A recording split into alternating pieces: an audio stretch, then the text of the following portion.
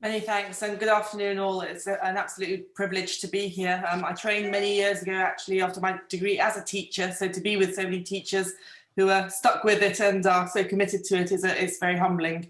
But I've never lost my passion for education and its applicability to our young people being both employable and relevant and supporting them to harness their potential to prepare them for what lies ahead. And over the last 5 years, and probably most poignantly over the last 6 months, the world of work across all industries has been changing exponentially. Automation, digitization, robotics are all replacing and enhancing the workplace. And to the purpose of why we're here today, COVID-19 has been a catalyst for that change, but the change was happening and the shift was occurring, and it's been long overdue. But this is not me here to be the grim reaper about the jobs that may go or things that may happen. It is to make the point that collectively we need to get together and change the way in which we prepare and support people for work as opposed to claim defeat in jobs. Education needs to flex and skills need to pivot into behaviours. So amongst what could be a doom and gloom broadcast, I'm not going to do a BBC on you. I hope to be a voice of optimism and a voice of hope, grounded in the reality that there will be a period of transition where we all see a job market radically disrupted by both economics and skills shortages in the next 12 to 18 months. Unemployment today sits at 4.5% and it's rising. We have to look beyond that economic speed bump. We need to provide hope and purpose, just as Rachel said there, about what comes afterwards, after the pandemic, after Brexit, and reassure our young people that a reset will happen.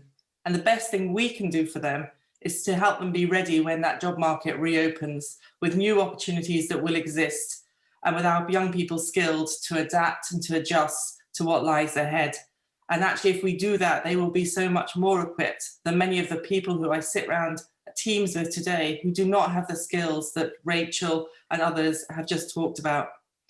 And as jobs disappear, new jobs are being created, and the nature of work remains increasingly towards human skills, where empathy, curiosity, creativity, and lateral thinking will be the capabilities that cannot be replaced by machines. Without a doubt, there are hard skills that require technical training, but we can do that. They can learn that. You see them, they're entirely coachable.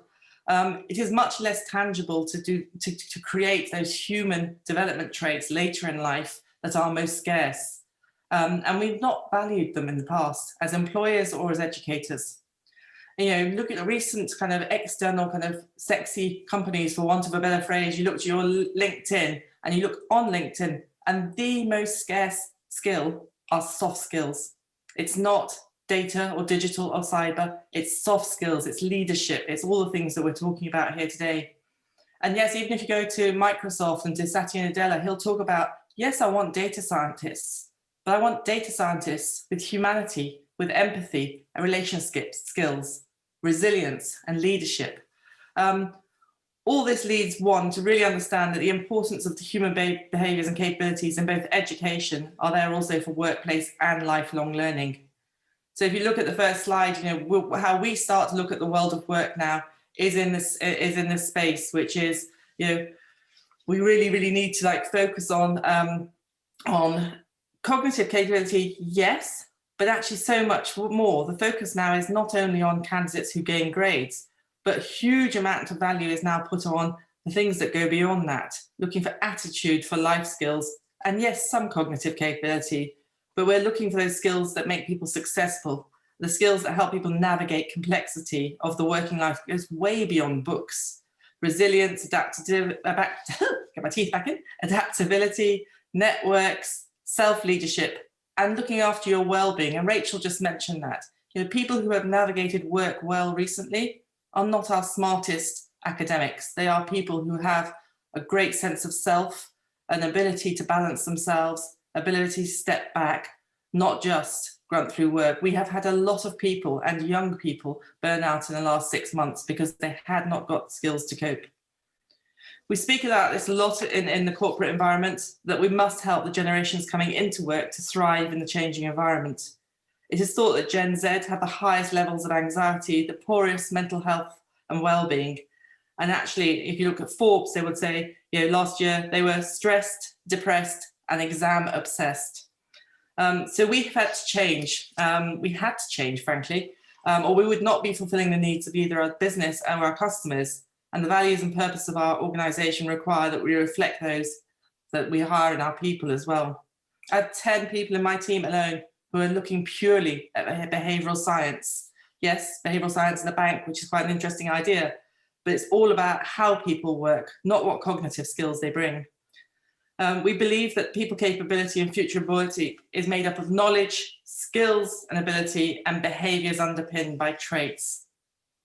And if you can move to the second slide, we have developed a simple framework for critical capabilities, and I'm very happy to share these, which looks about people being trusted advisors, change ready, critical thinkers, connected, and improver innovators. There's no exam grades in those.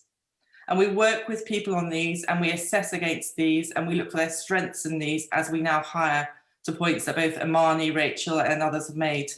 And we work with them on these from the minute they join us right the way through their career, not as historically would have been in senior management, by which time, as Elka and I know, it's far too late. My aspiration is to work hard to make all our current and potential colleagues stay relevant both for today and tomorrow, either inside or outside of the bank.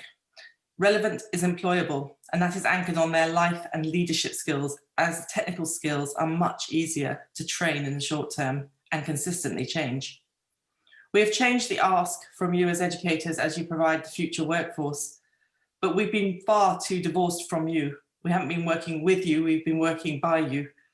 So our matching has become more complex, and it's really critical for us as employers, and talking about all corporate employers here, that we work far closer with the educational system to work in an ecosystem to develop tomorrow, as opposed to wait for you to produce us with products. But there lies the opportunity, and there lies the hope for me. We've spent the last few years building up a real new focus on strategy to drive and change and build relationships with potential colleagues years before they join us. And if we're going to be a company that lives its values and its purpose of championing potential, we need to partner with you as early as you will have us. So if you flick to my final slide, please, Andy. We are now about to launch, and this is not yet public, but a Career Sense employability education program. And this is getting in, and you'll see that in there with 14-year-olds, working not only on the Career Sense of just skills workshops, and this is about life skills, on a lot focus on females and inclusion for social mobility, and on insights and experience weeks to give people access to the world of work, whether they come and work with us or anyone else. It's about the world of work, so people understand what is valued. And alongside our existing early career programs, apprenticeship pathways and partnerships are real large focuses now, a key focus on communities and schools, where some of the highest potential students would ordinarily have limited access to the city. We have 250 new roles on top of other apprenticeship programs in partnership with the London Trust for Sports, just to get people who would not have had access to the corporate world of work, but who have some fantastic skills. And when Amani talks about listening to the youth, I mean, I spent several hours with this group of people over the last 6 months, and they are outstanding individuals, and the resilience they bring from some of their life experiences into the workplace outstrips most of our senior management team. So we should not underestimate this group.